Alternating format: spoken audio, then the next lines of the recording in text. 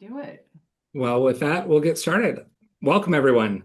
My name is Will Neville-Rehbehn. I am, along with Kirsten Johanna Allen, co-executive director of Torrey House Press. Kirsten is publisher, I'm executive editor, and we get to work with marvelous people, including everyone on this call, to make books and to make community.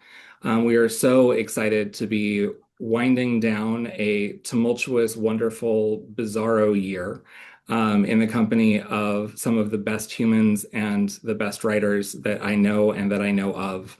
And we're thrilled tonight to be able to have a conversation about the power of story, about the power of the written word, and perhaps most importantly of all, the power of coming together as humans and as people in a world far more diverse than humanity alone, so that we can celebrate, so that we can think, so that we can dream, so that we can feel, and so that we can hold each other up in times when that is both incredibly necessary and when celebration is worth shouting from every clifftop in the land. Tonight, we are joined by a group of wonderful folks: Craig Childs, Stacie Shannon Denetsosie, Pam Houston, Amy Irvine, Blake Spalding, Brooke Williams, and Terry Tempest Williams. And I'm going to be turning things over to Kirsten in just a moment here, and she's going to lead a little bit of a conversation. We'll be hearing some readings from most of these folks and some words of wisdom from some others. And excited to be spending the next hour and 15 minutes or so with all of you. If you have any questions or if you have any comments that you want to share, please feel free to put those in the Q&A feature, which you will find at the bottom of your Zoom screen. Along with my colleague Scout Envy, we'll be keeping an eye on that, and we'll transition to a little bit of Q&A after Kirsten facilitates some readings and initial conversations. We are so excited to have you here. Torrey House Press is celebrating our 15th anniversary year. We were founded in 2010 by Kirsten and her partner, Mark Bailey, who is on. Hi, Mark. And became a nonprofit in 2015. And, one of the things that speaks so deeply to me about being a mission-driven press and a mission-driven community nonprofit simultaneously is that this mix that we have of earned income from book sales, but the majority of our funding comes from direct philanthropy and donors and readers like you, is that it gives us the editorial freedom, especially in times when we need it more than ever, to be able to work with bold writers who are going to be bringing story and bringing thoughts and bringing provocative questions into the world that we need to be grappling with, that we need to be wrestling with, and being able to bring people together both in person and in communities at this point all across the United States. This year, we published 10 books. We worked on 35 books in some phase of their lives. We worked with over 100 writers and artists, and largely led by the indomitable Scout. We actually collaborated on or planned or produced over 200 public events in 21 states. And we are bringing Western perspectives and ideas and writers and cultures and thinking at this point, not only to the entire US, but we just heard of one of our recent releases. The author, Sean Garrity, got an email from a friend in Denmark saying that he had just found his new book, Wild on Purpose, on the stores, on the shelves there too. So this is the little press that could. We are not quite so little anymore, although much, much smaller than the big guys out in New York. But at a time when reading continues to be up, when people are hungry for books, they are hungry for stories. My husband works at a library system here in Salt Lake City where we are based, and his favorite data point is that generationally, the younger readers that they have in their system are all physical book people. And so there continues to be a passion both for the written word and for the power of stories to bring us all together. And it's been a remarkable first 15 years. We're here to party, we're here to listen, we're here to read. And here's to 15 and many, many more. Kirsten, over to you. Thank you, Will. And thanks to everyone joining us tonight. You are our community, and we're just so thrilled to be sharing this conversation this evening with you. Pam and Brooke and Terry and Craig and Amy and Blake and Stacie, thank you for taking time this evening. I have Just a couple of questions that I wanted us to contemplate tonight. Um, my first one is, tell us about, talk a little bit about one of your earliest experiences with Torrey House Press. And I want to start with Terry and Brooke, because Terry and Brooke, you've really been with us since the beginning, since the Inklings, when Mark said, we need to create a publishing house that brings stories and voices that we're not hearing. And shortly thereafter, you brought the wonderful project, the story of my heart, to us. I have my own fond memories of that time, but Terry and Brooke, tell us a little bit about some of your earliest experiences with Torrey House Press. Okay, Terry, should I start? Yeah, please. Okay. Um, I'm so glad you have good memories about all that, Kirsten, because we do too. I remember it was 2012 or 2013 or 20, because the book was published in 2014. So before that, we started working on this, and we probably told the story over and over again, but we discovered this book in a secondhand store in Maine called The Story of My Heart by Richard Jefferies. And we loved this book, but neither of us had ever heard of it. We hadn't heard of the author. We bought it, we read it to each other, and we thought this book needs to be in print. So Mark and Kirsten were really open to the idea. And what I remember is just how professional it all was. And I was hard pressed to understand that, because it's not like you and Mark, Kirsten, had been doing this forever. You were just getting good at it too. And I remember two things. The two things that are the biggest problem for publishers from writers, and one is writers not appreciating deadlines, and the other is writers writing way too much and you having to edit it down. And we were both of those things. Terry struggled with the deadline because she just couldn't get her head around what she wanted to do. And finally, I think well past the deadline, Terry finally said, I know what my problem is. We need to go to England and we need to wander around the same places that Richard Jefferies did. So we made plans and we flew to England, and in the middle of the winter, and we had discovered that there was a place called the Richard Jefferies Museum in Swindon, England.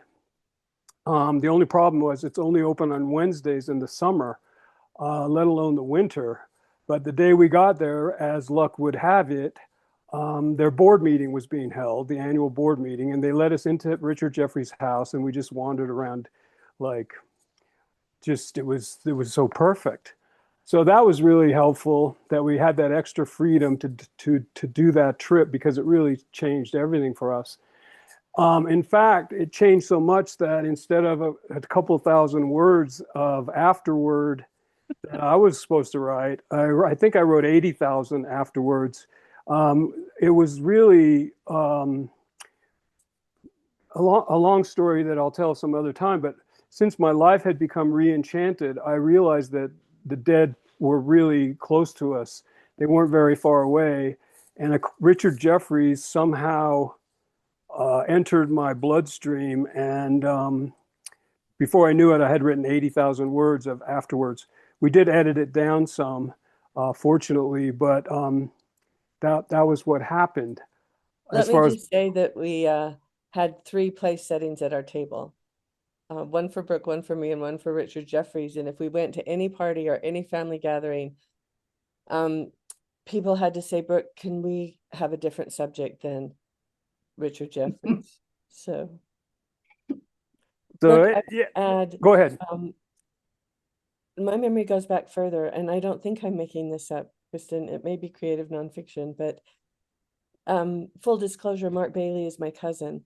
And I just remember, I don't remember the circumstance, but I remember being in a car with you and together, and just being so excited about the publishing endeavor that you were doing together.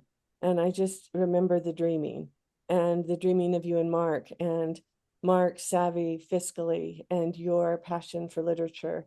And if Torrey House Press is a religion, I remember being converted in that moment. And so years later, when we had this idea, you were the first people we went to, because it really was a project of the heart.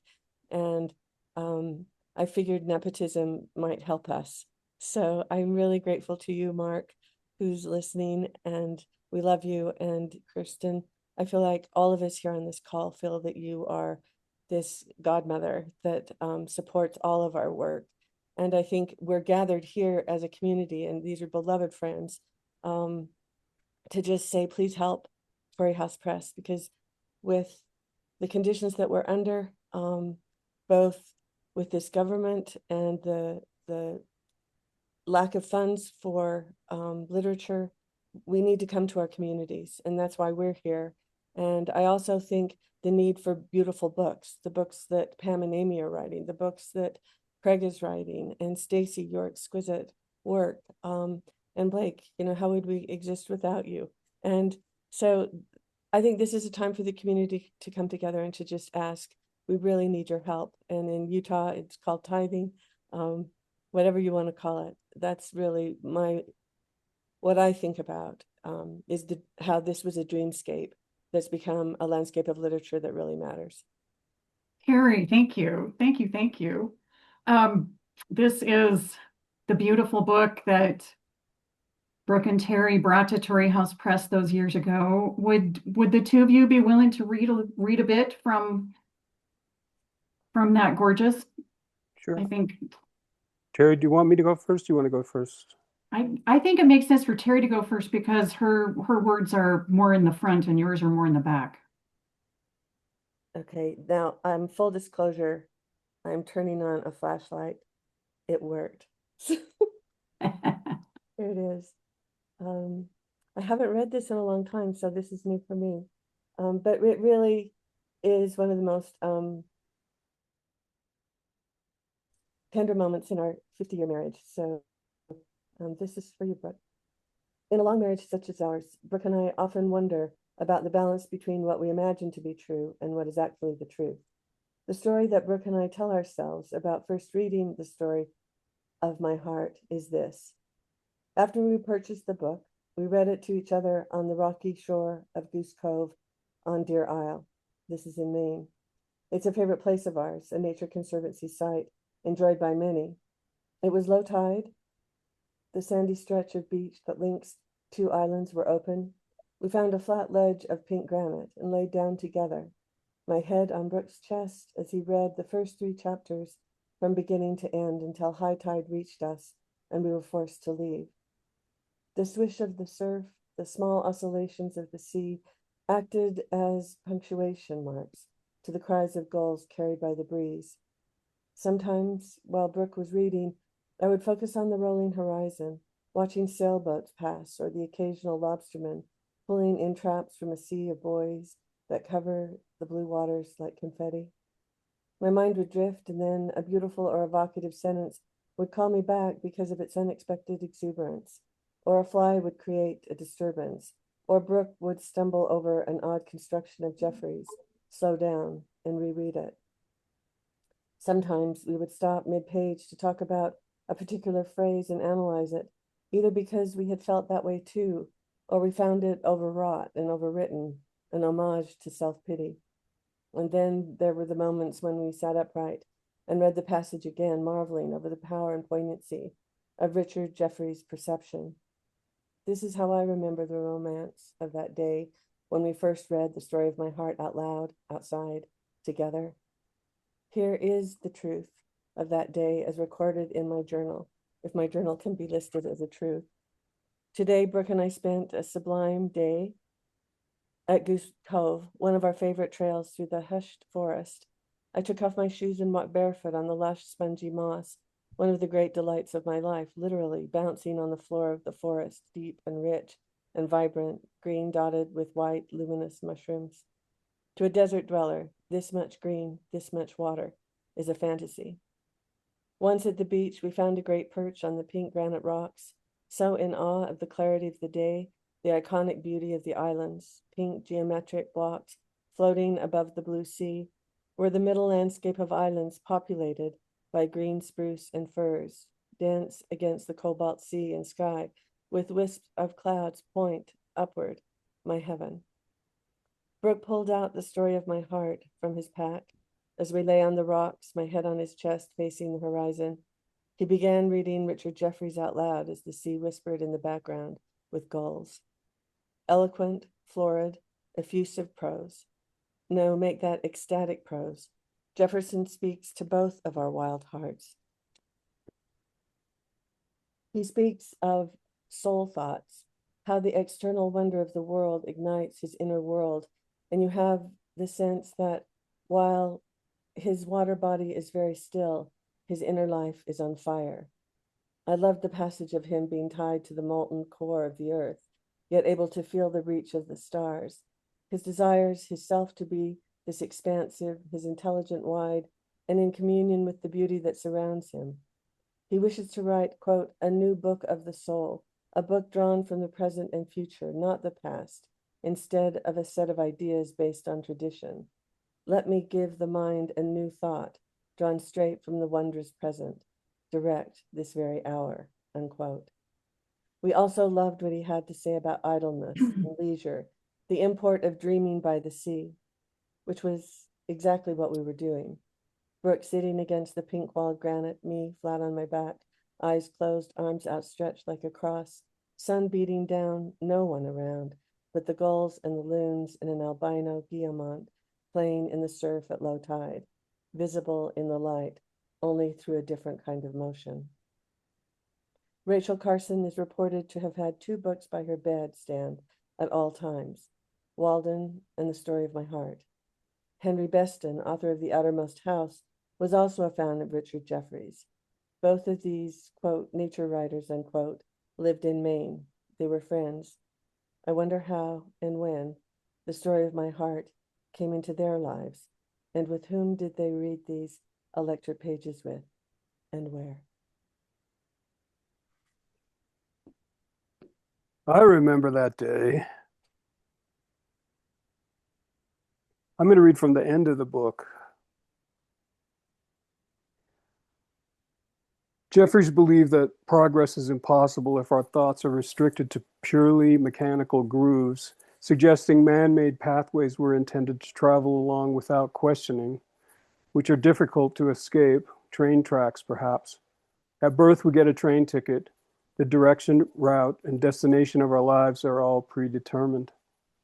One moment I'm sitting still on the porch, bench, the warm sun penetrating my forehead, and the next I'm inside a train car. Of all the trains, this is the best train. Here I am with all the smart, progressive people moving forward toward the future. But I know that where this train is going is wrong. Suddenly I hear Richard Jefferies' voice. Get off the train, he says. Then it gets weird. I know where the train is going and that I should get off, but I'm afraid. I know there's a future where all life thrives, but I've not heard of a train that goes there. Then I rationalize. Perhaps where we're headed won't be as bad as I fear. Everyone on this train recycles and drives a Prius. We're all members of the Nature Conservancy. The train has been retrofitted for the future. It runs on solar power, serves organic food in the galley, and has waterless urinals. Many good incremental changes have been made, but the train is still headed in the wrong direction. When are you going to get off of the train? I look out the window and see that we're passing through green hills and a valley filled with trees. The train isn't going fast, and if I jump, I might get scraped up or sprain my ankle. I probably won't die. But I've spent my life on this train. Everything I've read and written and thought about, everything I've experienced is on this train. I get up from my seat and hurry through the car. I'm light and quick, and 1,000 thoughts move through my head. This train will stay on this track until it crashes into an insurmountable obstacle, a landslide or a different train moving in the opposite direction. I come to the door at the end of the car. I push it open and look out. I see the hills and the valley between them. Below me, I see tall grass growing in what I hope is soft earth. I hear Jefferies. If the eye is always watching and the mind on the alert, Ultimately, chance supplies the solution. A meadowlark calling from a fence post returns me to my body, the house, the bench, and I move back inside. I open the story of my heart to chapter 12, and immediately, the 6 times I've circled the word soul jump off the first page. Soul. Jeffrey uses this word again and again, interchangeably with psyche and inner consciousness. I've experienced soul moments of intense clarity. I feel deep in my bones emotional electricity flashing along my spine. Soul, I'm suddenly aware, is my connection to the earth, but more. Soul is the conduit between the earth and me, through which energy and nourishment flow. This is what Jeffries has been trying to tell me. A question rises up in my throat, pressurized like bile. So what are you going to do with what you know? The highest purpose of study is the education of your soul, Jeffries says to me. I take a deep breath. I'm leaving my past behind and moving into a new phase of life. I'm a conservationist who is discovering my soul's vast potential. Now I must use it to make something meaningful and beautiful, something that lasts. I will find the language that empowers those who've been told that they have no power. Looking out from the train, I see Terry in the distance waiting for me. Tall grasses bend toward her in the stiff breeze. I am afraid, but as if I have no longer have a choice, I jump. Thank you. Brooke and Terry, yes, it was such a joy for me to revisit this book in these last couple of days. Thank you so much for making this book a really important early part of Torrey House Press. Just couldn't be more delighted. Blake, I want to move to you. I was thinking about this when I don't really know when you and I first, started to get to know each other. So I'm very interested to know what are some of your earliest experiences of Torrey House Press? Well, I mean, the first thing I'll say is like knowing you and Mark as human beings and just really falling deeply into friendship, love with you both. And then I love books, and I had a funny review.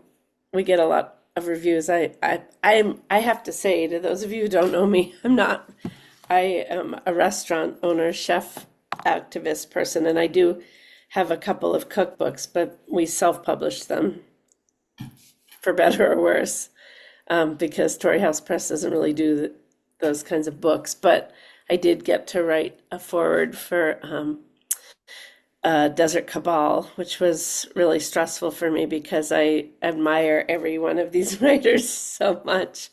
And but it was really amazing to work with Amy on that book. And I will say that that's when I really snapped into focus with Torrey House Press and what they're doing. But circling back, the review part is funny. A woman wrote, like, my dream restaurant is on the menu is a list of books by all my favorite authors. 'Cause it's true, we have a list of all the books that we sell, and I'm not sure why we decided to put a list of all the books we sell, but we just did. And it might be because it's what I would want to find, and it's fun to read that once you've figured out what you want to eat. You might want to figure out what you want to read. But what I want to say, that I'll try to keep really brief because I want to hear from everybody else who's here more than I want to hear from myself, but it's just that from the beginning with the restaurant, my idea was that the issue with food in our culture, at any rate, by and large, is how it's dislocated from story and place, meaning and purpose. And eating anonymous food that doesn't have story is like a really new kind of probably thing to human beings.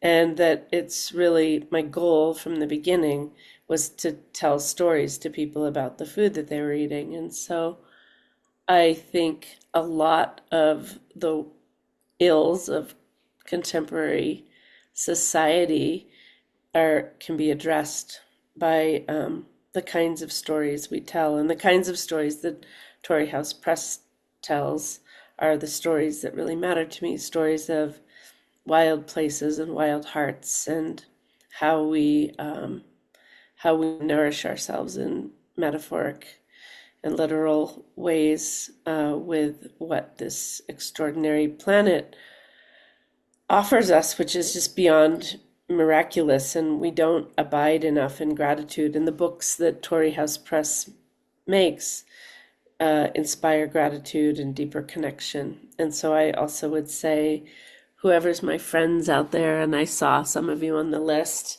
if you feel inspired, it would be so meaningful to me if you would either join Torrey House Press as a member, which is the coolest because you get, to hear from them, and or make a gift, because also they're telling authentic stories, and we have really got to push back against the slop of the AI world, and these stories, a handwritten book of something you don't read on the internet is going to have more and more and more value. And I'm very committed to Torrey House Press continuing to make books that you can hold in your hand and read, and for certain then that you're reading what the author intended.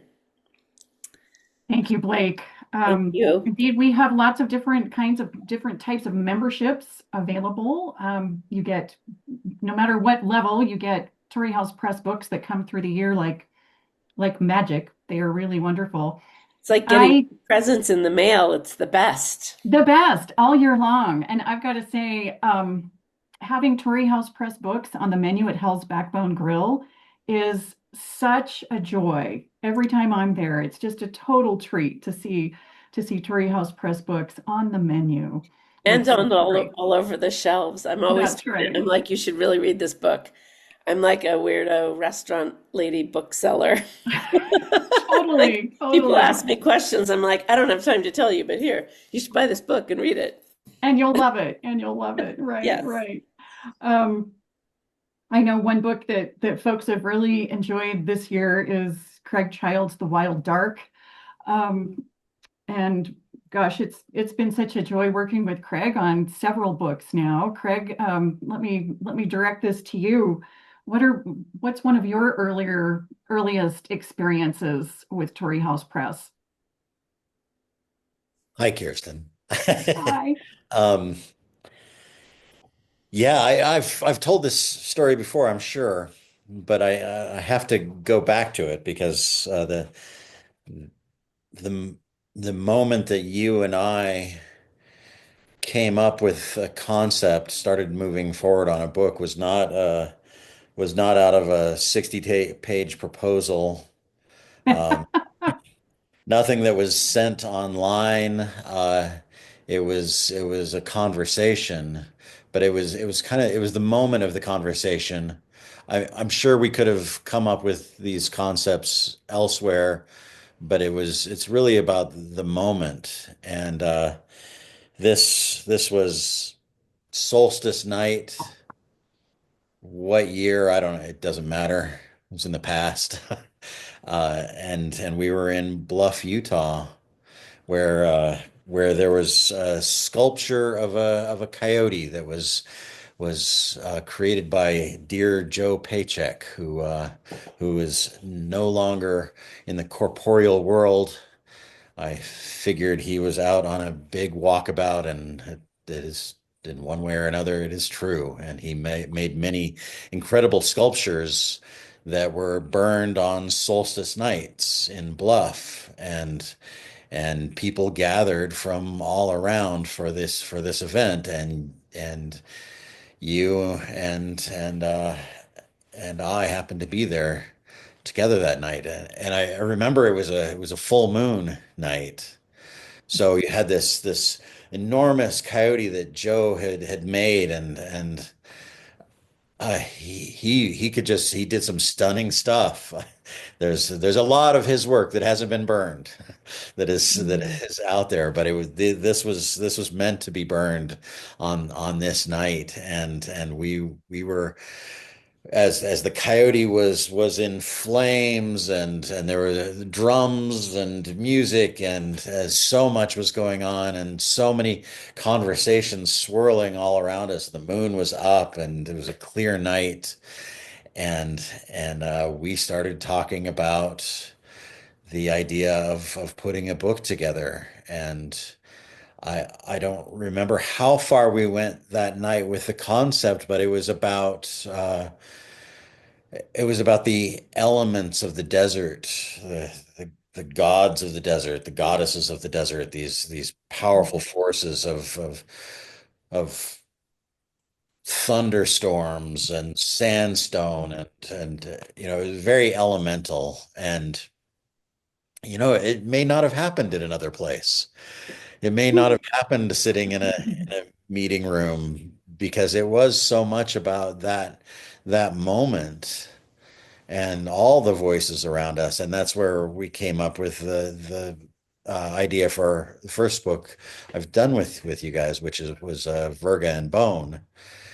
Um, and that was it was such a it's a pocket book. It's meant to go in your pocket, which I think the same size as Desert Cabal that Amy did. And I love that it's such a I imagine reading that book in a bathtub, that you could read most of it during your bath. And we just wanted to do something elemental.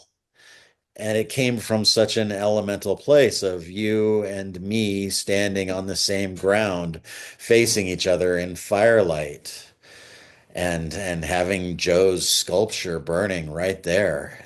That I think it's so much more is about context than about what is actually on the page. That I think the words on the page are supposed to bring in that larger context, and maybe somebody reading it wouldn't know how the book was proposed or how this came together, but maybe they would feel it.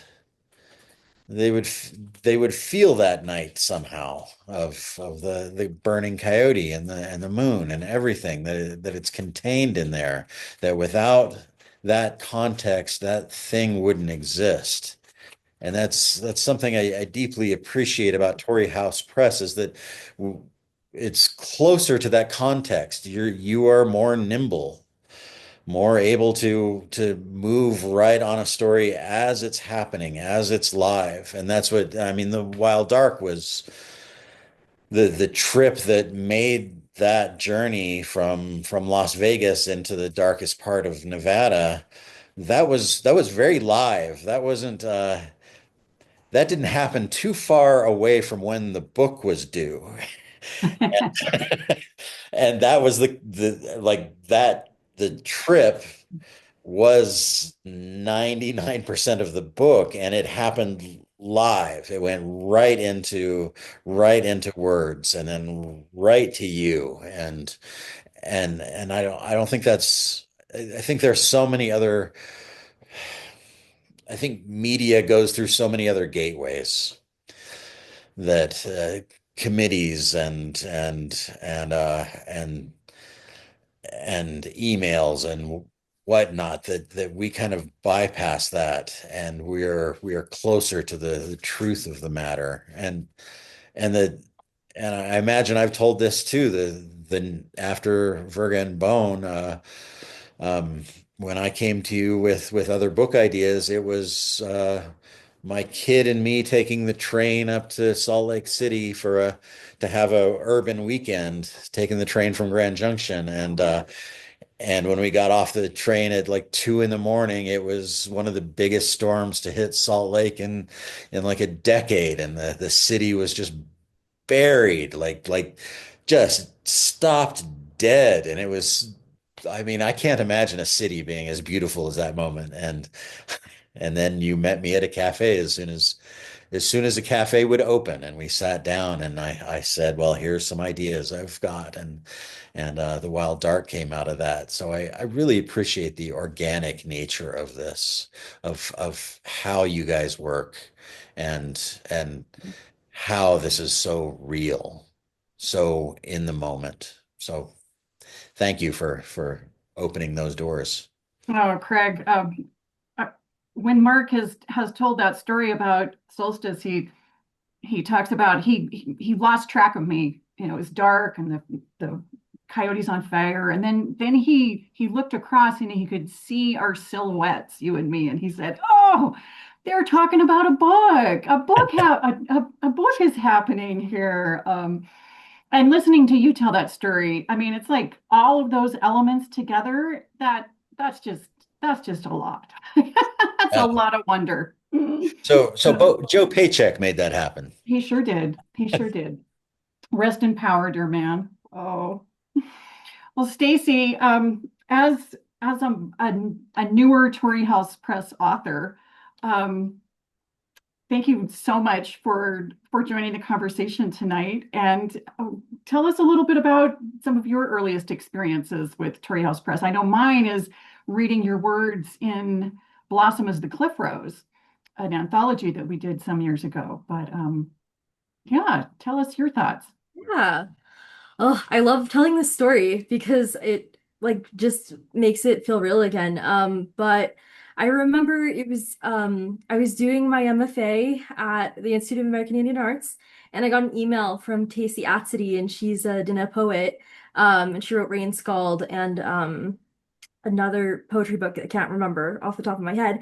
But she reached out to me and she was like, Danielle Dabrowski and Karen Anderson have this anthology that's coming out. And you should submit some poetry. And at that time, I'd been waffling back and forth. I'm like, am I a poet? I don't know. Like, I consider myself more of like a fiction writer. But I was like, I guess I have some poems. And so I submitted them, and it was really close to the pandemic. And so it was just one of those things that you like shoot off into the void. And you're like, is it gonna get placed? Is it not gonna get placed? And I got an email back from Karen and Danielle, and they said that they wanted to include those poems. And I was so excited. Because I hadn't published very widely before, and I was like, this is going to be in a physical. I think it was the first book that any of my work had ever appeared in by any publisher. And so that was extremely special, and getting my copies. But I remember it was after the height of COVID, when we were just coming out of it. Y'all held a like a reception for the collection, and I was gonna look up the name of the museum, but I can't remember it. But it was beautiful because like I went in, and I had just wrapped up my program, I think, and so I had a manuscript. And I walk into the gallery, and it's filled with like Chanteau Begay paintings. And I don't know if you've ever seen Chanteau Begay's paintings, but they're gorgeous and so textural. And I was just like, oh wow, this is so cool. And looking at the different pieces. Um, and then we went upstairs, and I guess this is when Scout was working at the museum. Like it's just so many key players in a space together that like I didn't realize like how we would gel together. And I remember we had some people reading, and that it was my turn to read, and I just remember my heart pounding in my chest, like I was like a jackrabbit about to be killed or something like that. I was so nervous. And I got up there, and I had been telling myself the entire time while I was sitting there, okay, so you're gonna say your name, you're gonna introduce yourself, you're gonna say your clans, and then you're gonna say that you have a manuscript. And hopefully, because I had been doing some research about presses, and I remember scrolling through Torrey House's page and seeing Pam and other names that I knew, and being like, okay, I think I'm gonna try to shoot my shot. And so I stood up and I said, hi, my name's Stacie, and I just wrapped up a manuscript, and I'm looking to publish it. Okay, I'm gonna read my two poems now. And then I read my two poems, and then after that, we sat down, and the rest of the evening was amazing, just like all Torrey House events are, like just magical in a different way, where because everybody there is so involved in the art and just on the edge of their seats, really listening. And I feel like that's a really rare space that you guys curate, and you curate it often. And I've been at other events since. And I'm just like, nobody does it like Torrey House Press. Like the magic is not there like Torrey House Press has it. Anyways, you came up to me and you pulled out your card and you gave me your card, and I was like, okay. And I took it, and then I immediately lost it. I think I tucked it in the book and it fell out, and so then I had to track you down and get another one, um and then had it, and I think it was by September I was in conversations with Anne, one of your editors at the time, and I happened to be in Hawaii at that time, and I was looking out at this rainbow, and she was like, "Do you want to have a book with Torrey House Press?" And I just remember it feeling so surreal and being really overwhelmed by the opportunity to have my work with this press, and just having this overwhelming feeling like I think, yeah, Terry said, like, if Torrey House was a church, like that's when I was converted. Like, just having this feeling of like this is the right place. And um Torrey House has, I don't know, there's like a magic in Torrey House. And so yeah, and then like 2 years after that, the Missing Morning Star came into the world, and you guys were just so supportive through the entire process, and um, helped me navigate the path. And I had a lot of phone calls with Will encouraging me to not be shy and to be brave and scout, arranging such amazing events for me. And yeah, I love Torrey House, and that's like my favorite story to tell. And my number one advice for like any young writers, I'm like, if you're doing events, if you're in an anthology, share that information, like make that connection. Because for me it's been priceless, and now I have kin, and I have kinship with so many Torrey House authors who happen to be the very best. Stacie, thank you. Thank you for submitting those poems and coming to that event at Modern West Fine Arts, and for bringing The Missing Morning Star to Torrey House Press. It's been such an honor working with you on that book, and it just keeps rolling. It's been out a couple years, and it just keeps going and going and going. Pam and Amy, I want to turn this to you. Um, it's I have some vivid memories of when we first kind of brought airmail into the world, but I'm curious to hear from you about one of your earliest experiences with Torrey House.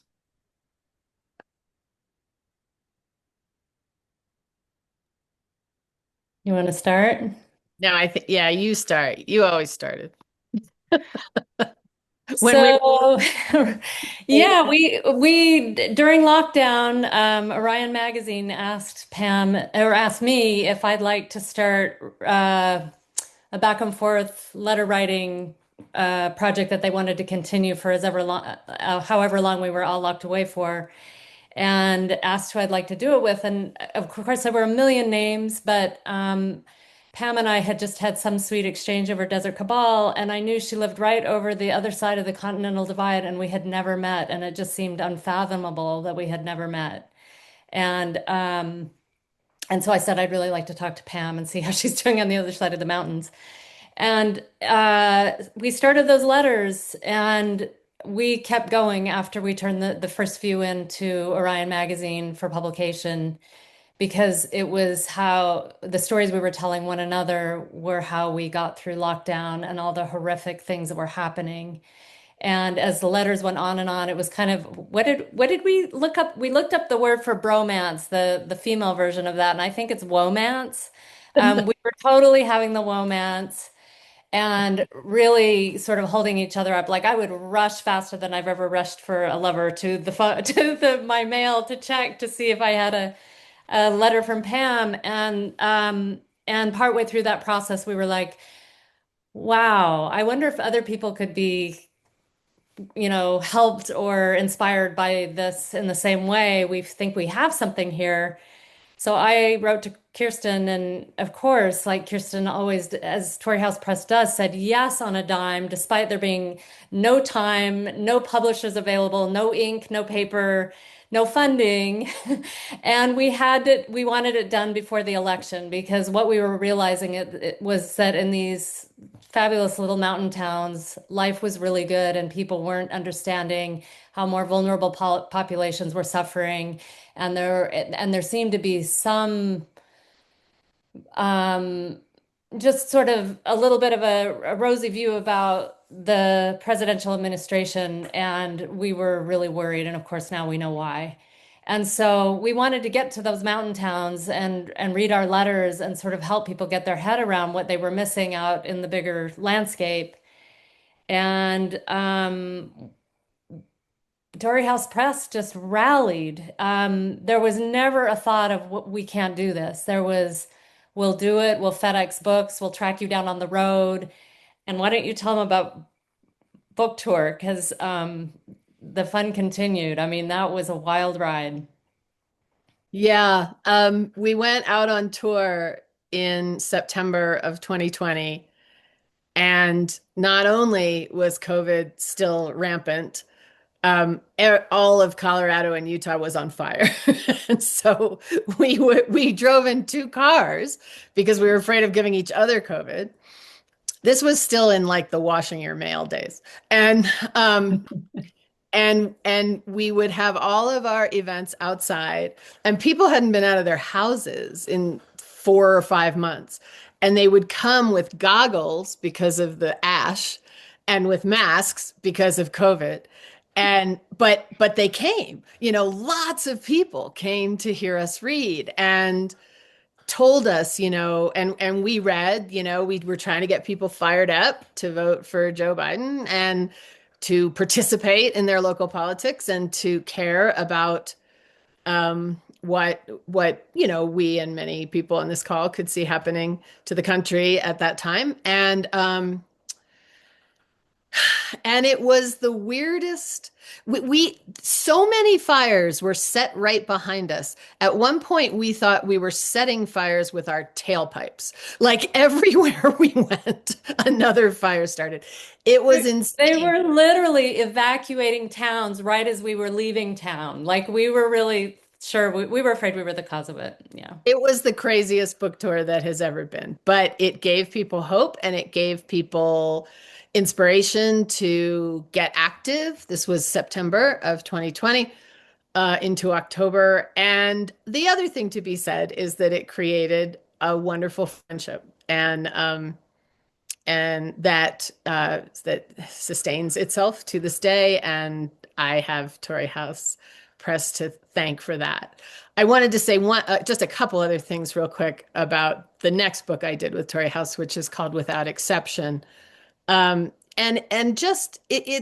It's just that I couldn't have ever written that book for anyone except Kirsten Allen. I mean, and that was something that just occurred to me listening to you all talk, like partly because it required a certain level of bravery from me that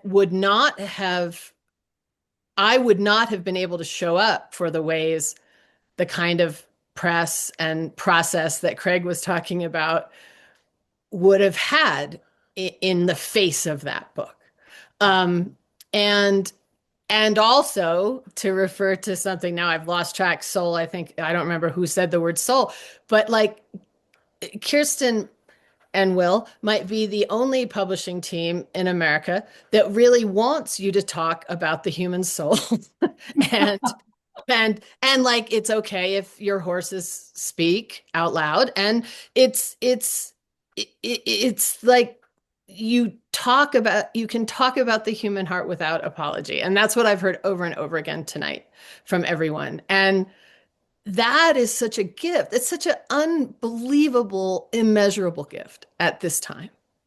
And so Torrey House, they're the only people I want to publish with. They make me brave, is the most important thing.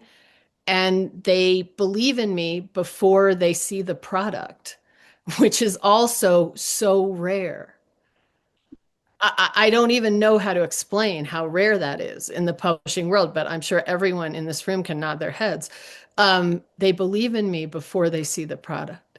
And that makes writing an entirely different experience. I've been finishing a book for Torrey House in these last days over Christmas, due on the 2nd. And um, and I've had so much fun because I know the love and enthusiasm with which it's going to be received. And that's what writing should always be. And it almost never is. And can Pam, thank you. I say the Yeah. title real quick? It's called I Learned Everything from Animals. Will thought of that. Thank you, Will. Oh, Yeah, say that one more time. I learned everything from animals. Coming your way in September, folks. Yeah. Pam, it was just always really clear to me. It's like, oh, we're gonna have a Pam's gonna write a book about abortion. Yeah, it's gonna be great. Oh, Pam's gonna write a book about animals. Yeah, it's gonna be great. Um, I'm so excited. Well, Pam and Amy, would you be game for reading a little bit from the end of Airmail? yeah. So I'll start. These are the last two letters, and I have to give you what you need to know is that earlier in the book, I confessed to Pam that when I first read Cowboys Are My Weakness, I threw it against the wall. And she's forgiven me for that.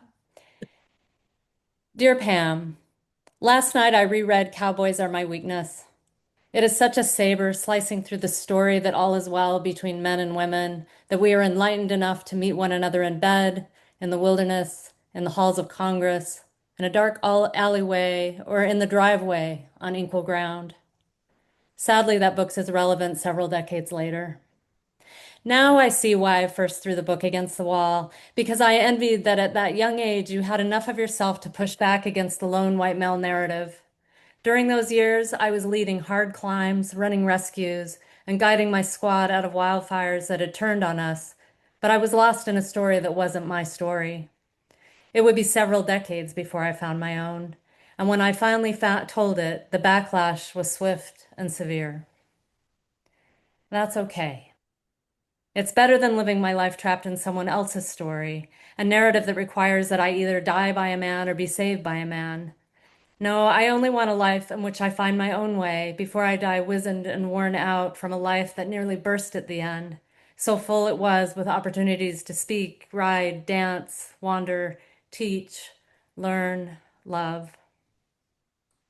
One day I stole away for a ski on the mountain that presides over our mesa, just the dogs and me. I meant to follow a large open draw, but a herd of mostly pregnant elk cows had bedded down in my path. I skirted them by plunging into thick timber, and while I was in the forest, the sky clouded. The wind picked up and covered my tracks, and I got totally turned around. It grew late, and there wasn't a landmark to aim for, not even the slant of the sun. The dogs paced in circles around me, expectant. And I wished then for a guy, father, spouse, bishop, therapist, someone to show me the way out. Well, the wish was a fleeting one, a kind of flash fiction, and an insane one, because what else do you call it when you hand over your agency, your fate, to another person? Men may not ask for directions, and that is another way I've been lost with them. But this is when I looked at Pablo and Ursa, my two crazy cow dogs, and I said, "Go load up." They spun around and headed off in the last direction I would have chosen, but I skied after them, knowing they would obey my command to head for the car and launch themselves through the open hatchback. It was a race in the twilight, but sure enough, we found the vehicle. In dreams, there are not only monsters who want to strangle you, there are dogs who listen when you speak. Jung called them psychopomps, beings that, if you're lost and ask for help, they'll lead you to God. Dogs listen in the woods too, and they'll lead you to safety every time. If home proves to be a place you cannot breathe, the dogs will follow you when you leave that story. So will those velvety herds of elk cows and the forests, the elders and saplings and every tree in between. If the guns come for us, Pam, grab your pen and notebook, your bivy sack, your flint and steel. Climb above tree line on your side of the Great Divide, which is the only thing that should separate our nation during this pandemic. Hell, even if they don't come, head up anyway. I'll meet you there with compass, envelopes, string. We won't go alone. We'll have the dogs. We'll have mentors, students, children, and we'll have a few good men who are willing to walk with us, willing perhaps to play supporting roles for a while in the stories that need telling. And we'll have every other good creature flanking us on all sides. Let's bring our ballots too. Let's fill them out and tie them to the tails of ravens passing through. Let's climb the ridge lines with the letters we have written and cast them into the clear blue sky. Then let's toss that compass into some deep, icy ravine that never sees the light of day because we already know exactly where we're headed. In fierce and loving sisterhood, Amy. P.S. You've proved to be another one of my favorite animals, and we have yet to meet in person. May 7th, 2020. Dear Amy, your letter made me think of one of my favorite short stories, Ursula Le Guin's Sir. I wonder if you know it. The story, published in 1982 and set in 1909, chronicles a successful all-women expedition to the South Pole, during which, among other things, one of the explorers delivers a baby. The story stays with me because after the women overcome every hardship to finally reach the pole on December 22nd, 1909, and discuss leaving some kind of mark or monument, a snow cairn, a tent pole, or flag, they decide against it because there seemed no particular reason to do so, because anything they were was insignificant in the face of that great landscape. As they get ready to leave the pole and head back to base camp, one woman asks, which way? And another answers, north. The narrator tells us she is glad they are leaving no marker, for some man longing to be the first might come someday and find it and know what a fool he has been and break his heart. I love this passage, not only because it explains my whole life to me in the world of wilderness guiding, in the world of publishing, but also for the humor in that one-word answer. If there was an all-women expedition that got to the South Pole before Amundsen's team, and this is the magic of Le Guin, the way she adds the Sur expedition to the annals of an alternate history, I bet they laughed a lot along the way. Sur is a story that is precisely about women understanding the truth of non-possession. The environmental movement, in its purest and most effective form, must be about the same. One more thing about me. When things are going relatively well in the world and in my life, I can fall down a disaster wormhole like nobody's business. But when the shit hits the fan for real, what I realize I cannot live without is hope. Your silence will not protect you, Audre Lorde says from the front of a t-shirt I have worn until it is threadbare, when I am not wearing another one with a quote from Lydia Yuknavitch, I am not the story you made of me. This administration can take so many things away from us. Our safety, our health care, our independence, our contraceptives, our freedom of movement, our livelihoods, our clean air and water, and inevitably, probably sooner than later, our right to speak. But it cannot keep us from saying yes to the world. We have not one single thing to lose by believing even now that we can build the world we want to live in, and we must, because time is short and inaction is death. Fighting for the earth and each other will be the only way to feel how alive we still are. So let's save the post office. Let's win the election. Let's win all the elections. Let's downshift and tap into the power I know you know we have, the strength we feel when we put our feet on hard dirt or words on these pages. Let's tend to the weary, the grieving, the hungry, to all those the system is rigged against. The earth is our ally. She always has been. She understands the truth of non-possession. In fact, she wrote the book on it. Thank you for these letters, Amy. I hope there will be 1,000 more. I will walk now to the back of my property where the wetland is overflowing, breathe the clean air, and wait with a piece of string and this letter. Here I am now, my eyes trained on the ridgeline to the west. In everlasting sisterhood, Pam. Thank you. Yeah, that isn't it unremarkable how timely those words still are today. And not just because we have a second Trump administration, but because there is heart and soul and bravery in those words that will speak to us across the ages. Thank you, Pam and Amy, for bringing airmail to us. I have another question that is just a little. I'm just going to let you kind of popcorn it a little bit, just so any brief answers. And then I'm going to ask Stacie to read a little bit from her piece from Beyond the Glittering World. But first I want to share a little something I came across in some of my, I like to call it productive procrastination when I'm cruising Substack or going through Blue Sky or something. I came across a series of posts from a gentleman named Lyle Fass. And he said yesterday, great art requires three things: contradiction, vulnerability, and empathy. You have to be porous to the world to make something that lives. You have to let it bruise you. But the American right has built an entire identity around armor. And without exposure, all you're left with is propaganda.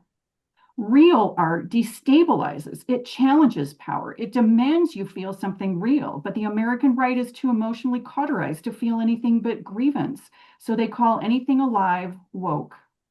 Art is a mirror. It shows us where society is going, and that's the part they can't handle, because society, slowly, imperfectly, is getting freer, queerer, browner, and braver. And the only thing they know how to do with a mirror is smash it. We humans are hardwired for story. And amid the pain and destruction underway in the United States and around the world, what are ways that story can help us resist or connect or otherwise bring a new beginning to 2026? Anybody want to jump in?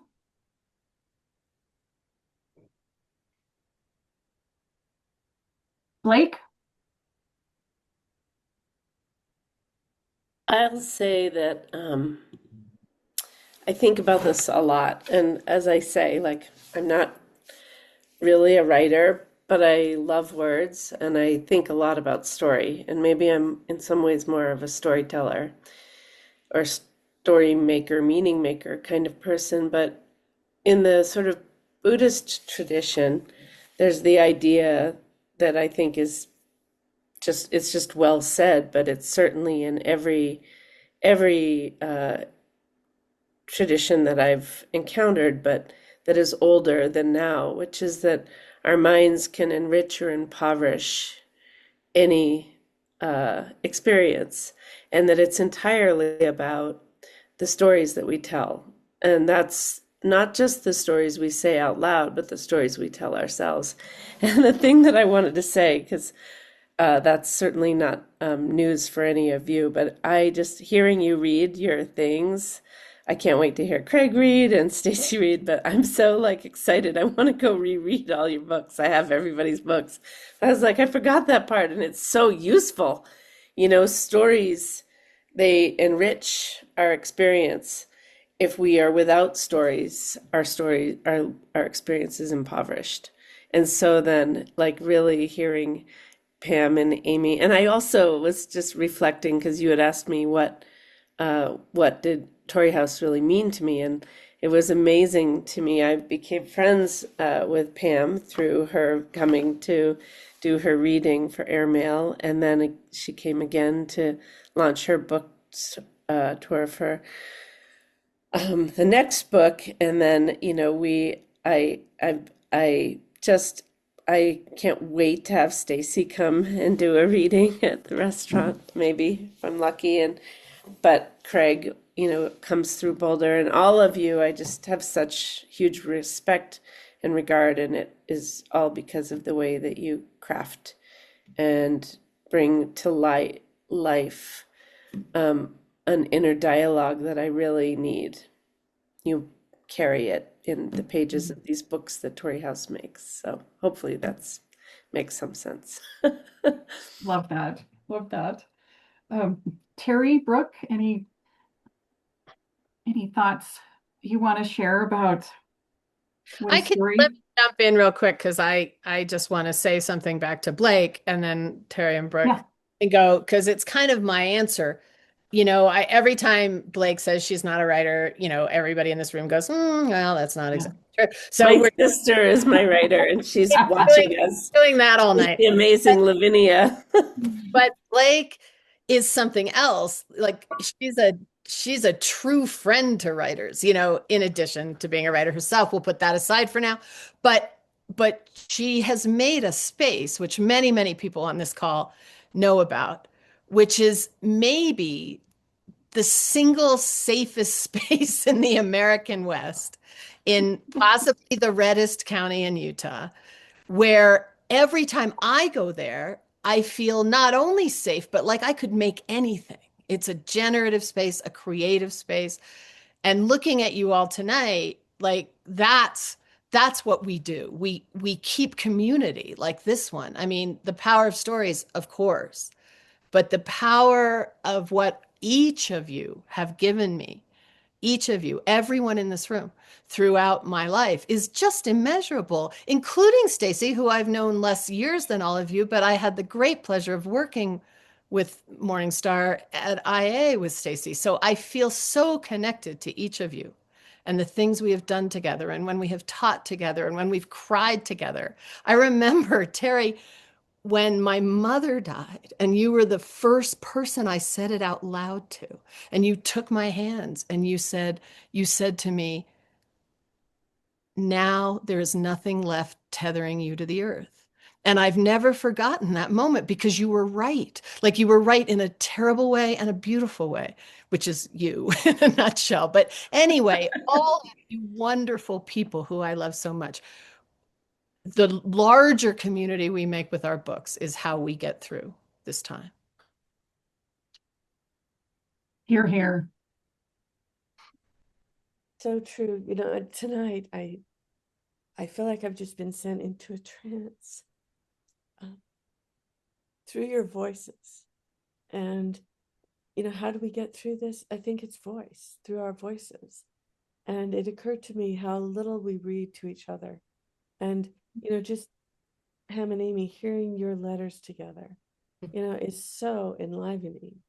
And to think you wrote those in 2020, they feel more urgent now. And just what a sisterhood really is, and a community. And I just feel like that's what gets us through. And I'm mindful, Kirsten, the power of history and what each of us shares together, the histories we share. Pam, what you just spoke of with your mother and my mother. Amy, I think about our history, and the incarnations of time and space and age and your voice, and all you've carried and where you are now. I heard your podcast this week and it was so moving to me. The vulnerability that is your strength. And we could go around this whole place. I remember being stoned in, from I didn't know what I was eating with brownies in Telluride. And really, it was Craig who I had to say, will you just cover for me? And in the midst of that, I couldn't speak. I would be asked a question and Craig would come forward and David Quammen, and it looked like two men that wouldn't let a woman speak when in fact they were saving my life. And I just feel like this is what we do. This is how we survive. And, just 2 days ago, there's a care package from you, Blake. You feed us on every level. And Stacie, you're a buoyant spirit tonight, of sharing your origin story as a writer is, full of courage and spirit. And it's such a pleasure to meet you. And without Brooke, I would not be alive. And so I think that's how we get through. And I think all of us here know that Torrey House is that, what's the word? It's an oasis. And it's also our sanctuary where we can speak. And Will, thank you so much for what you bring to us in terms of the precision of the craft. And I think everyone on this call, all 200 people that have said yes, so many writers, so many thinkers, so many makers. This is how we survive in the interior West that we call home.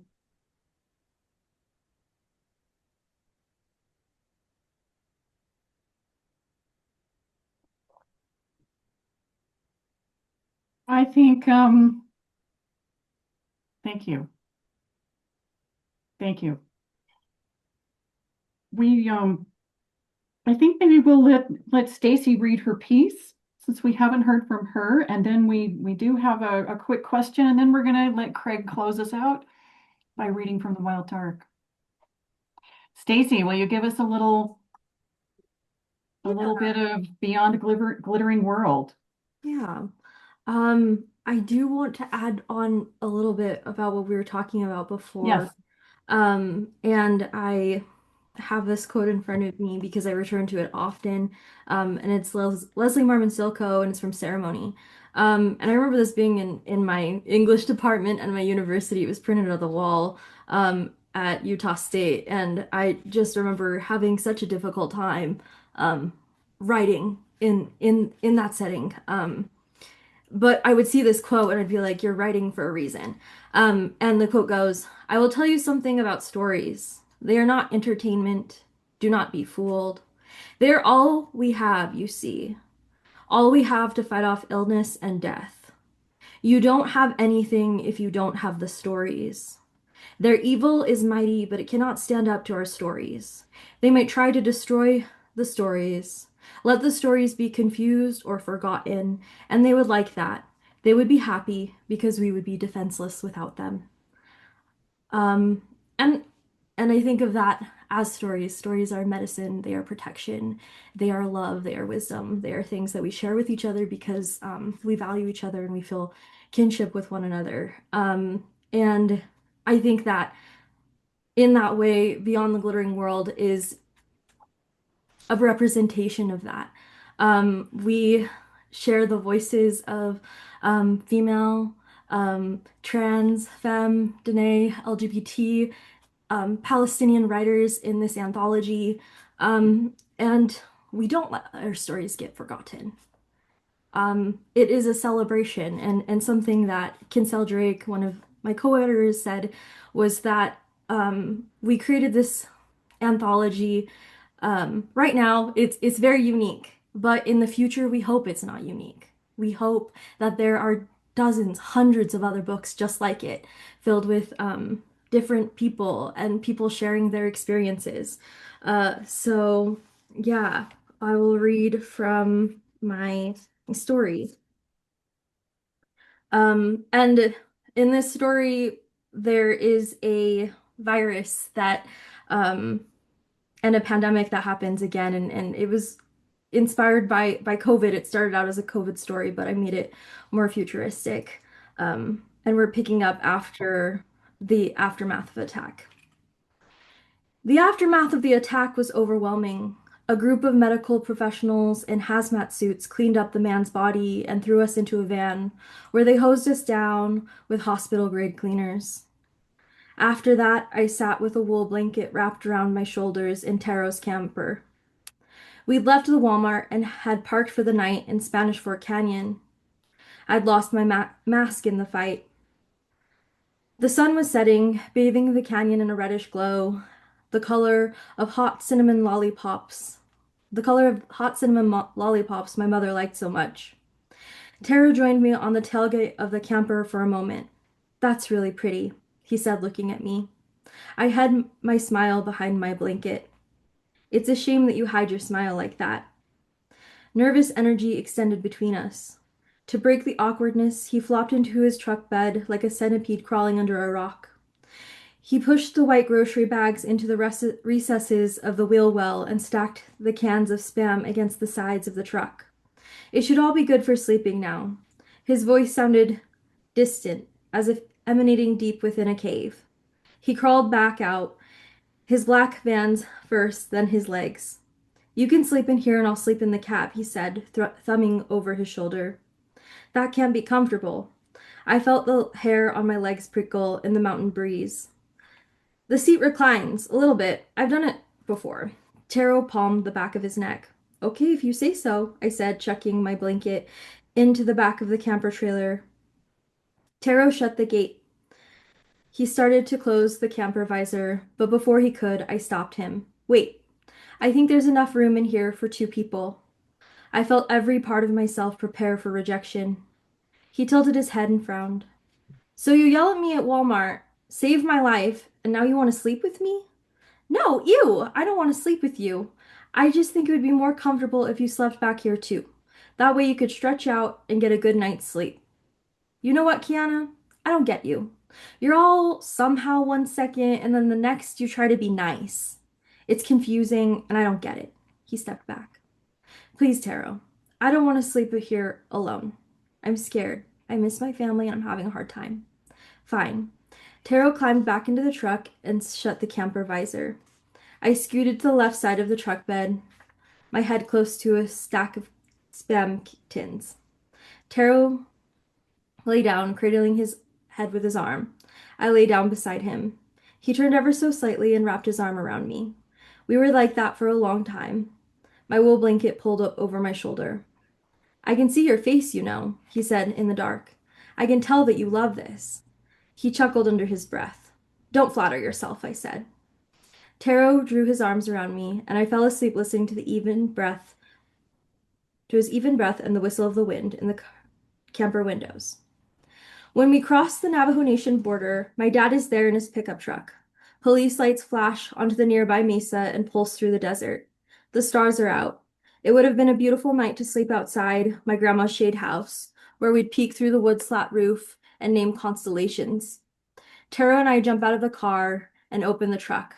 The bags are stacked on top of each other, the mattresses piled on top of each other, touching the top of the camper's fiberglass ceiling, like little white eggs in a spider's nest. My dad knows the officer on patrol, and Taro helps him unload the truck, careful not to bump into him. He keeps his eyes down like he did when he used to visit my aunt's house. Kiana, shiaje, thank you, my father says as we unload the last of the groceries. And he looks at me, the white and blue flashing lights flickering off his eyes like a hot flame. He'd seen the mattress, and I wanted to tell him nothing happened, that Taro and I just slept in the bed of the truck. I want to say something that keeps me younger, like a child, like his child in this moment. But we both know that something within me has shifted. I'm no longer the child that screams out at night because a moth is hitting my bedroom window, and that in my own right, I've become a provider. But we just stare at each other across the Tar Lattice Reservation Road.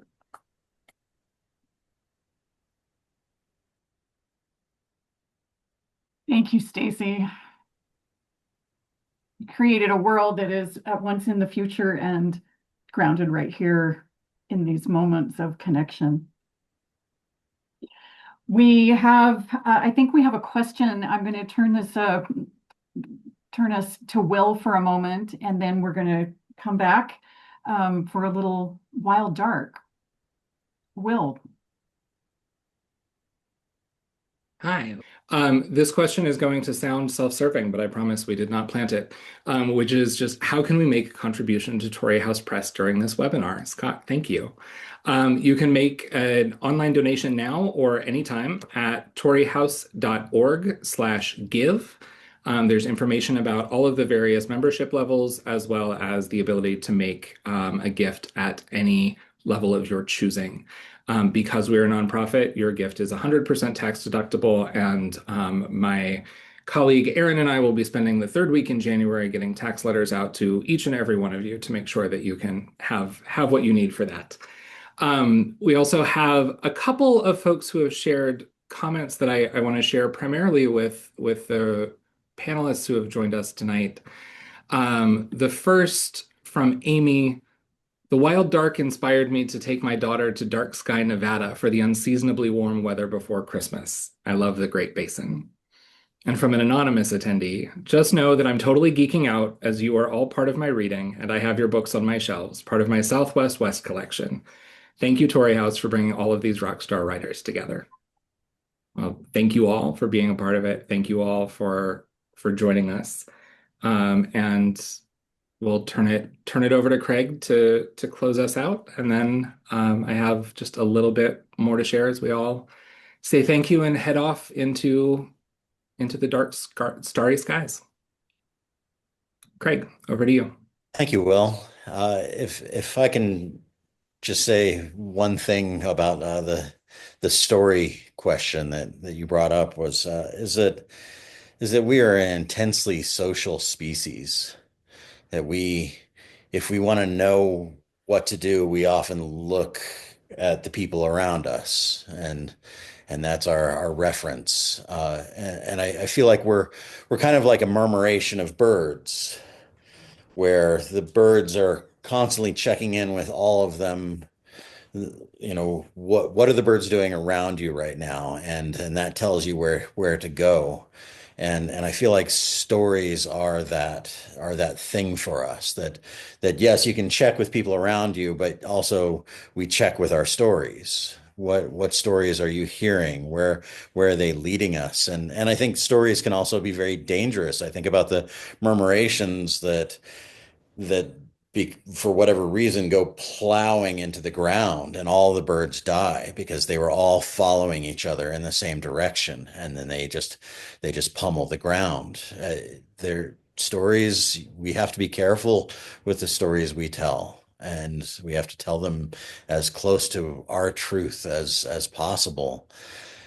But they are how we know what to do, especially when we don't know what to do.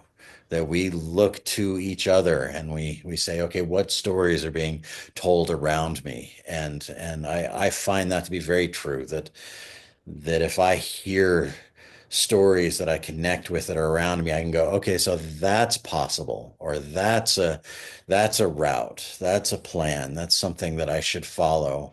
I think stories they drive our bigger murmuration. And so that just occurred to me as you were as everybody was talking about story there. Uh, and speaking of stories, I have a little bit to read here from the Wild Dark, and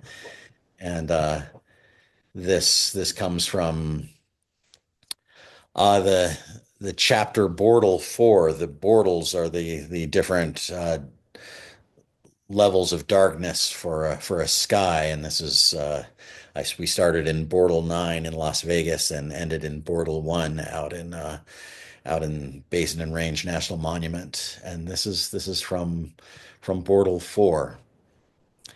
A visual artist named Anna Sofer was part of a documentation crew in Chaco in the 1970s when she came upon a Rosetta Stone of celestial southwestern rock art.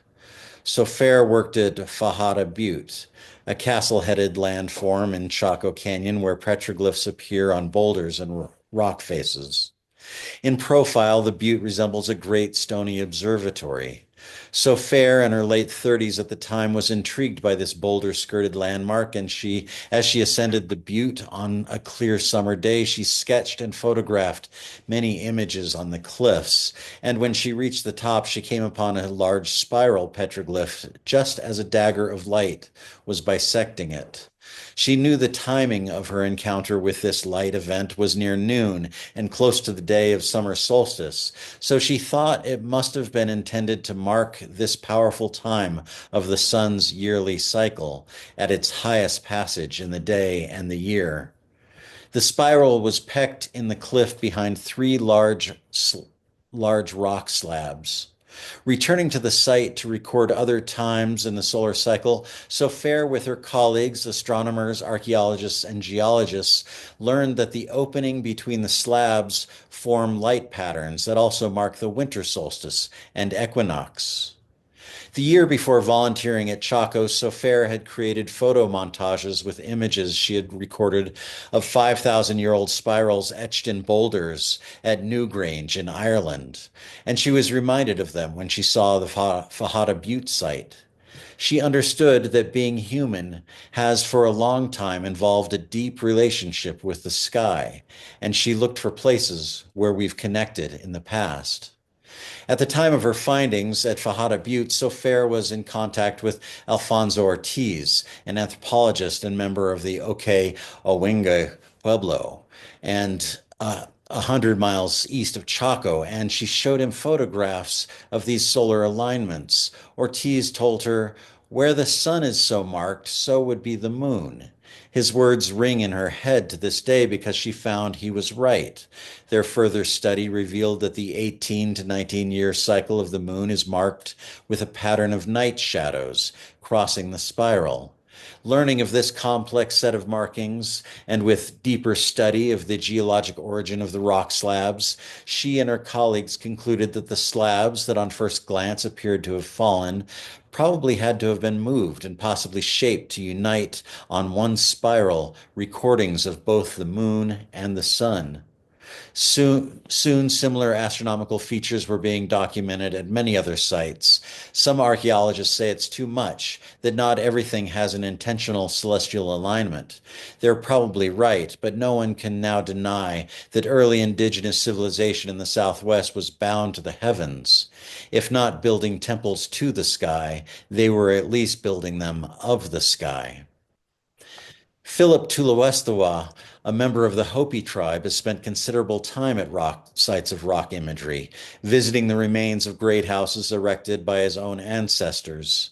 In the early 80s, Tuluestewa was a geodetic scientist. Geodetic meaning the measurement of the Earth's geometry and its orientation in space. With degrees from Ohio State and Cornell University, he has worked as deputy director of the National Geodetic Survey at NOAA and was a longtime member of the American Indian Science and Engineering Society. In the early 1980s, he heard Sofer give a talk on her findings at Chaco, and he was fascinated by the idea that his people, 1,000 years ago, had aligned themselves directly with the sky in ways not so different from his own geodetic survey work. He joined Sofer's crew of researchers and, with his surveying skills, plotted the orientation of great houses, finding Sofer was right about their correspondence with either solar or lunar positions. I asked Tuluestewa what he thought of ancient Chacoan involvement with the visible universe, and he responded by speaking about Hopi observance, explaining that the world is divided into 3 parts: earth, sky, underworld, or lower world, middle world, upper world. Chopping the air with his hand to show the 3 levels, he said, "Clearly, the astronomical aspects of Chaco and their relationship to the sky are here in the upper world, and we live and farm and exist in the middle world. The lower world is where people come from, not as commonplace as the sky and the ground. Sometimes you forget it's down there." He told me there is a dependence between these 3 levels, that the middle needs the above and below. He said, "The tree can't exist without the underworld. It's where it gets its nutrients. The tree can't exist without the sunshine and the moisture coming from the upper world. The tree is us," he said, "the living, the mortal, plants and animals and people. We all need both the above and the below. Up and down, earth and sky. These are fundamental dualities, universe and Hopi at once." Tuluestewa said, "The Hopi world is further divided by the passing of time marked in the sky. A timepiece is needed to hold it all together. The sky, with its many points of traveling light, are what assures us of what comes next. We all came out of the Neolithic times one way or another, and we still feel the awareness of the seasons: Halloween, Easter, school starting, summer vacation. Cycles like this have been running through our blood throughout history. Light comes through windows in patterns you've come to know: a triangle of daylight on a corner of a rug, a square moving across a wall. You might know where to stand at which time in the early fall to see Sirius rise for the first time. It is all patterned and spinning." Tuluestewa said, "The sky and what happens in it is sacred for Hopi. The moon, the sun, the stars are deities, supernatural beings." He said, and there's a greater mystery beyond them that sets things into motion. Reading that just now reminds me that this morning I woke up in a hotel room in Cottonwood, Arizona, and the sunrise was coming through the peephole in the door, and it cast a perfect circle of light 20 feet away on the hotel room wall. And I stood there holding that light going, look, it's an alignment. And it happens everywhere. You look around and you see that the sky is aligning with us here on the ground. And that's something that I try to remember every time I go outside. When I look up and see the stars tonight from Flagstaff, I'll look for those alignments that are landing on us here at this moment. So thank you for hearing me. Thank you, Craig. Thank you, everyone. I mean, it's a remarkable way to spend an evening. It's an unbelievable group of writers. I reached out to Mark Bailey, our co-founder, earlier today, in part because I knew better than to even ask an introvert like Mark to join a webinar, even under the best of circumstances. But 15 years in, I was curious kind of what he had to say, and so, despite the fact that he's about to compliment me, I am going to share his words, and I will get over the awkwardness of doing so. Kirsten and I started Torrey House Press to create a society to match the scenery, as Wallace Stegner said. And there is nothing like story to do that. Today, Will and Kirsten and the team are doing a great job. And 15 years later, I am so glad there is a Torrey House Press. I think we all agree. For me, this is the best work I have done in a long and very strange career. And it brings together everything that I love, but mostly it gives me a chance every day to be in awe of artists and thinkers and advocates, like the ones who have joined us tonight and like many, many others. And, as Stacie mentioned, one of the things that she said was, they will try to destroy the stories. And, we live in a time when book bans are once again on the rise. And I think it's just so important to do two things, right? One, to remember that nobody is trying to ban a book because stories are frivolous. They're trying to ban books because stories are where the power lies, because writers and artists are the people who drive culture and drive understanding and drive human connection. And that power is something that we wield with grace, and it's something we hold on to and we fight for and we fight to keep doing every day. And despite the darkness, and I say that in the literal sense, as I see a few stars out my window, and perhaps even more flashing Christmas lights from my neighbors across the street. One of the things that I have loved most, especially in a year like this, is that Torrey House Press is able to function as a beacon of hope. Every May, Kirsten and I go to New York to meet with the national sales force, with our distributor consortium, who are out meeting with every independent bookstore and Amazon and Barnes & Noble and all the rest, telling folks about the books that are coming and why they matter and why they're going to be able to sell them and why their readers are going to love them. And one of the things that Kirsten brilliantly has done is made a habit of just getting meetings with everyone we can in the industry there. And about a year and a half ago now, she and I were meeting with the head of the New York Times book section, and we were telling him about Zach Podmore's Life After Deadpool. And his eyes just lit up. And he was like, there are so many books that come across our desk about climate change. And there are so few that have a hopeful story to tell.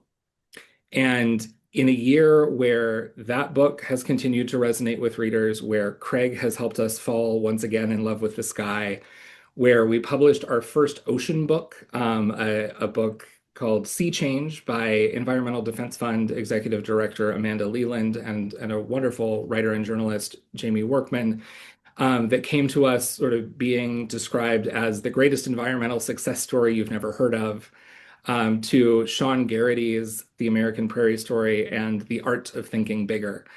Being able to bring hopeful, concrete climate and nature and earth-centered storytelling, fiction and nonfiction alike, into a world that isn't just telling us we have to keep hoping, but proving that success is not only possible in the future, it's happening now. And it's worth celebrating and it's worth coming together. And that, for me, the most remarkable thing about the reading experience of reading Beyond the Glittering World is that these writers, 22 writers, many of whom are luminaries in this rising generation of Indigenous literary world, and many who have never seen their names in print before and are now published alongside some of their heroes. They're already writing the future. The future is different because of their words, because of this book. I can't wait to read the books that are yet unwritten by everyone on this call, by everyone who has a single poem in one of these anthologies, being a place where we can come together for stories that are intended to change the world, for stories that are put out there with purpose and with mission and with meaning, is an absolute gift and a joy to be a part of each and every day. The Wild Dark was our 100th title, published in May of this year. And it's been amazing to be on this part of Torrey House Press's journey. And we have some really fantastic things coming up next year. As you heard, Pam has a new book coming out with us. Betsy, who is on the Zoom, has a book coming out next September as well. It's going to be a whole lot of fun. And at the end of the day, as much as we're able to sit around and make each other cry and revel in the beauty of language and the power of storytelling, being able to find those moments when it just a perfect sentence takes your breath away, or that amazing feeling when you get to put a book into someone's hands, knowing that their life is about to be changed and they have no idea what's coming. That's the magic. And that's what we're here to do. And that's what we absolutely could not do without each and every one of you. Whether you have been in a position to make a donation to Torrey House Press, whether you have bought our books, whether you have gotten our books from the library, whether you learned about us from a friend, whether you're here because you love one of the writers that we publish, this is a time of year where we all get philosophical and where we all say thank you. And on behalf of me and Kirsten and Mark and the whole Torrey House Press team, thank you to all of you. Thank you to the marvelous writers who have joined us tonight. And with that, we will leave you to your Sunday evening. Here's to much good reading in the final days of the year and even better things to come in 2026. Thank you all. Good night.